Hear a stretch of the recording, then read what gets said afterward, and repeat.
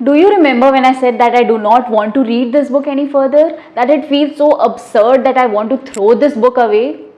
And it is so challenging that it adds no meaning in my life whatsoever? Well, here I am to talk about this book in today's video.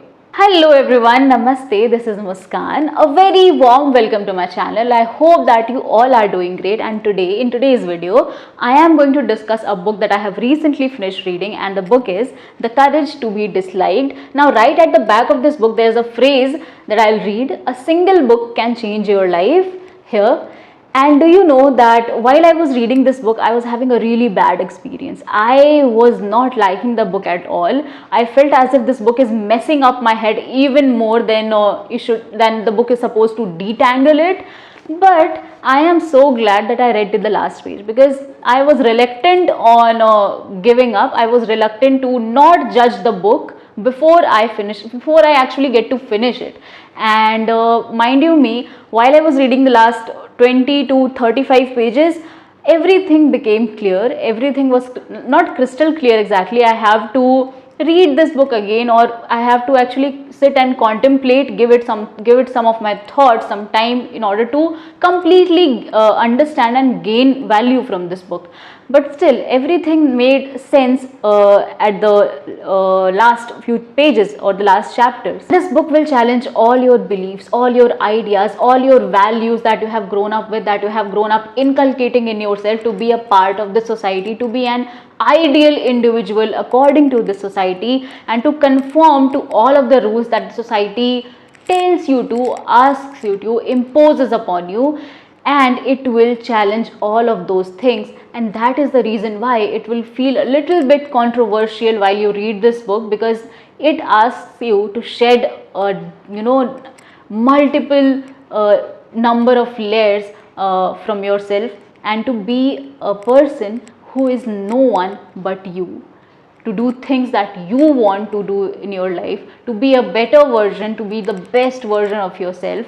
And that is what this book teaches you. So this book deals with the philosophical and psychological ideas of Alfred Adler, who was born in the 1870, and this Adlerian psychology is also known as individual psychology, which is widely popular around the world. And this idea has been implemented in this book, or rather accomplished in this book, in the format of dialogues. There's a youth who is completely clueless about his life, then there's the philosopher, and there's a conversation that is going on between the both of them. They are trying to interact with each other and share their own ideas and thoughts with each other. The philosopher is open to all of his thoughts, but the youth wants to change his life. He wants to be happy, but at the same time, while having all of the conversation with the philosopher, he has an idea at the back of the mind that he wants the philosopher to bow down in front of him, because he feels that everything that the philosopher is saying is wrong, it is absurd, and he has no belief whatsoever in the words of the philosopher. So this book has been written in 4 parts. It is divided in 4 nights, and every night they are talking to each other. They are having a conversation where the philosopher is giving out his ideas, and as the philosopher challenges all of his beliefs, the youth slowly and steadily tries to accept all of these thoughts. That was the most beautiful part, up and until to the last 3rd night, or the first chapters of the last night, or the 4th night. The youth was completely flustered. He was not ready to accept these ideas. He was not ready to accept, to change, basically, because these ideas are really challenging. And while reading it, you might feel that these are controversial, but these are life affirming, these are life changing. So yeah. And by the end, when he has the last conversation, he has the last the last words, but when he talks when the conversation gets to and reaches an end, the youth is able to feel that acceptance in himself. He is able to allow himself to change, to let himself change, and to be a better version of himself, to try.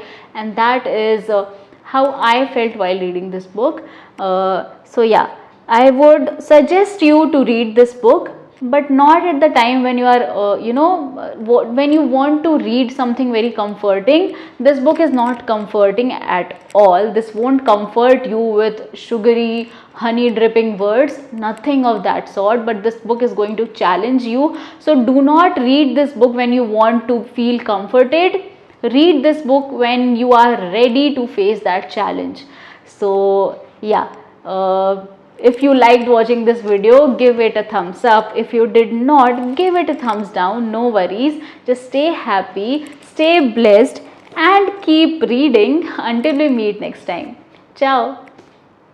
And like, comment, share, and subscribe.